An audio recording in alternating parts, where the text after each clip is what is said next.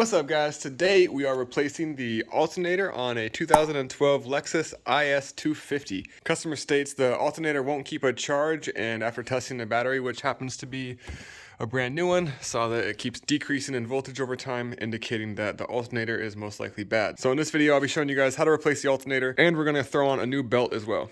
First thing we want to do, obviously, is take off these plastics.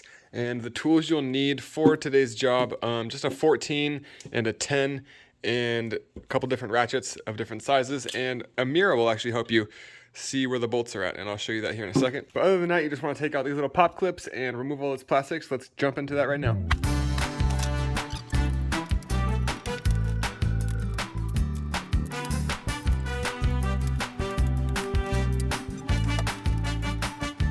All right, now that you have all the covers removed, it gives you more hand space to get back to the connection here, and it's easier to get in there from the front as well. We'll also take these 10 millimeters off, and all we're gonna do is just move this up out of the way so we have enough space to slide the alternator up right here. One good tip if you're changing alternators here and you're new to it, always check your new one for where the bolt holes are. It'll save you some time searching around.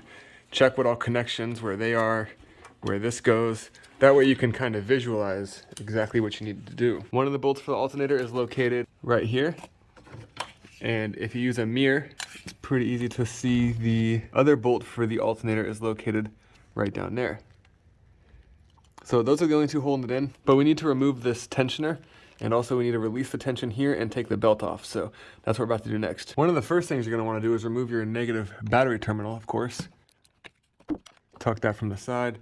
Don't let it come in contact with any metal. Remember, just plastic. So now that's disconnected. Now we can proceed. All right, so next thing we're gonna do is pull this tensioner, connect your socket onto it, and then you can just slide the tensioner back and simply remove the belt from the tensioner. Next, we're going to remove this tensioner because that gives us some extra room to get the alternator out, and then we'll just pop all these little 10 millimeters free and pull this up. Now to take off this little harness right here, just to get it out of the way.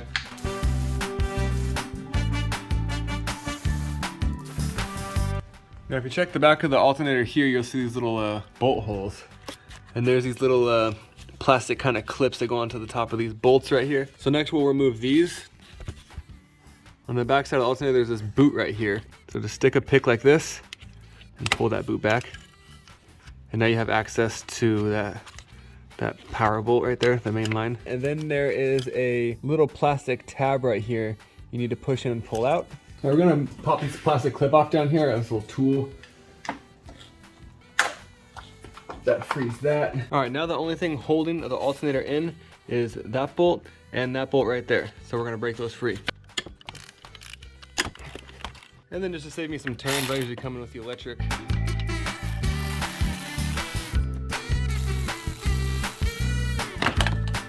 Should have removed this in the beginning, but that's all right.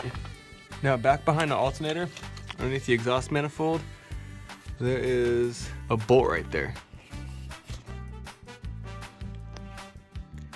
On the bottom of that bracket, so that's actually got to come off. All right, so I got the 12 millimeter on there. I'm gonna throw a ratchet on there and break that last little bracket free. All right, now that we have that little bracket undone from the back, you should have a lot more play in this. You should be able to just wiggle this out nice and easy. So what I do is I pry the top first, I break it free up here with a little bar. And then I reach down from behind and grab it from the bottom. And I wiggle that bracket up and out. Now some people say you gotta take the ECU box off, and I'm trying to avoid that.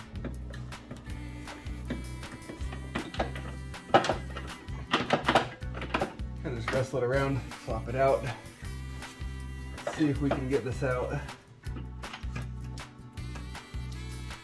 without removing the ECU boxes. Just remove one of these plastic clips really quick, it's in the way. Get some more room. Man, this little stud, I just want to take out that little stud. I hate that little stud.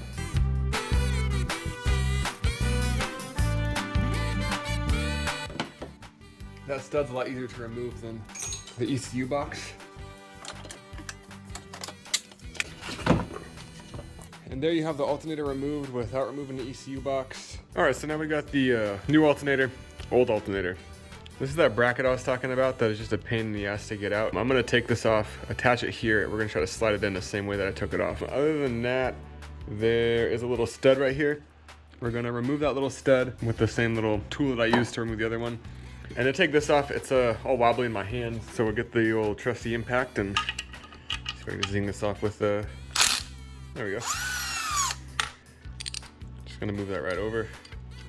Take the impact.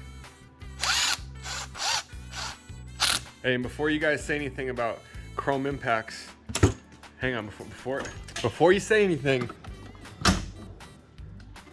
don't worry about it, sweetheart.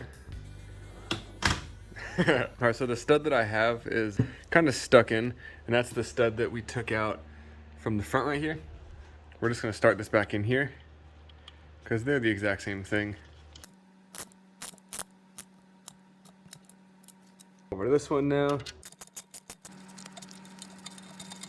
We'll install that in front of the engine. All right, so now everything's swapped over. Most places have a core charge on this, so go ahead and return that and get your money back. It's best to just take this off right now. That way you're not trying to finagle it while your hand's in there. And then this thing is ready for install. Now it's time to throw the alternator back in there. Remember, when you're putting this bracket in, you're gonna wanna line it up with that bolt. Kind of remember how you took everything out. Make sure this is pulled to the side. Kind of get it pinched in there. Make sure that's up out of your way. All right, grab it like this. Bracket facing down. This is how you put it in.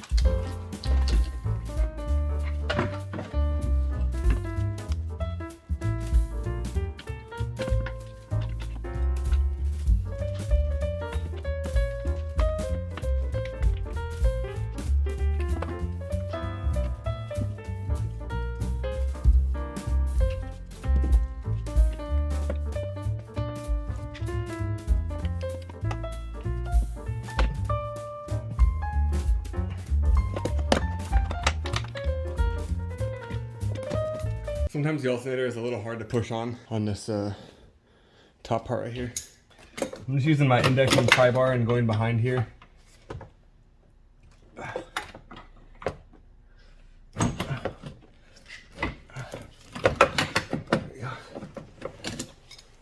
These things work great. This is the bracket right here. See how this is the back of the alternator? You're not going to be able to see the other 12 millimeter that's connected around the corner there. But you get that bracket lined up and you're in the home stretch. That's the hardest part right there. That's the exhaust header. That's the bracket. And that's where I just had my hand squeezed to get that shot. The bigger bolt goes on top, smaller bolt goes on the bottom. You always want to start them with your fingers so you don't strip them, of course. I'll wait before I tighten that one all the way down to make sure I have the top one lined up first. About a 1/4 inch extension. Hey, there we go. Use a 1/4 inch extension, slide it through there and use that as leverage.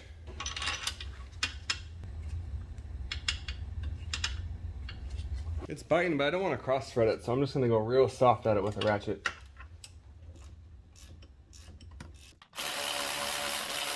It's pretty hard to show this part, but this is the nut for the back of that bracket. We're gonna reach down there and start it with our fingers. So if you kind of stay up towards the top of the intake manifold as a guide, you should be able to feel that pretty easy.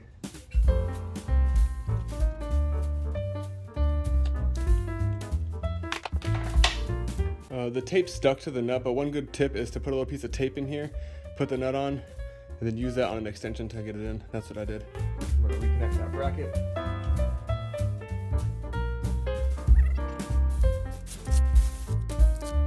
The bigger bolt you have left goes right here. You should have another bolt left like this, 10 millimeter, goes on that bracket right there. All right guys, here's a diagram. That's how the serpentine belt goes on. So a better image for you because it's hard to record in here, so we're gonna snack this thing on there.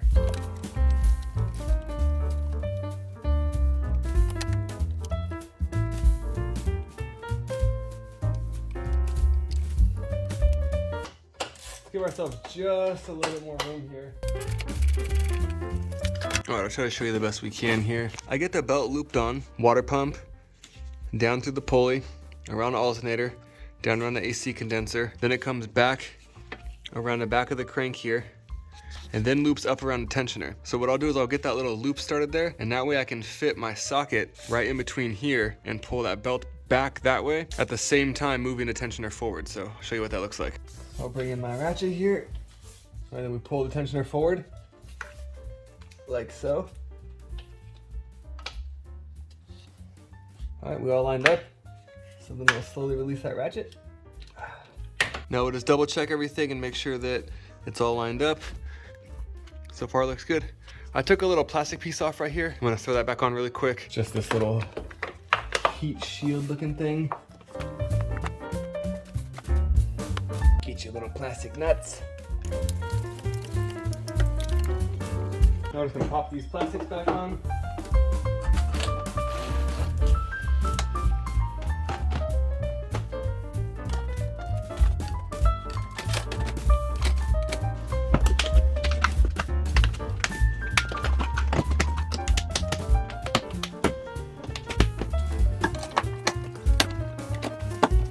And of course you want to come over, connect your ground up. Make sure both terminals are tight.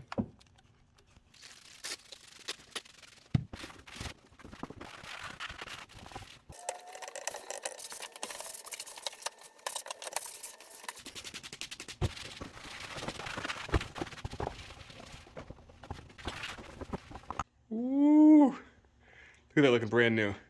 I go the extra step for my people.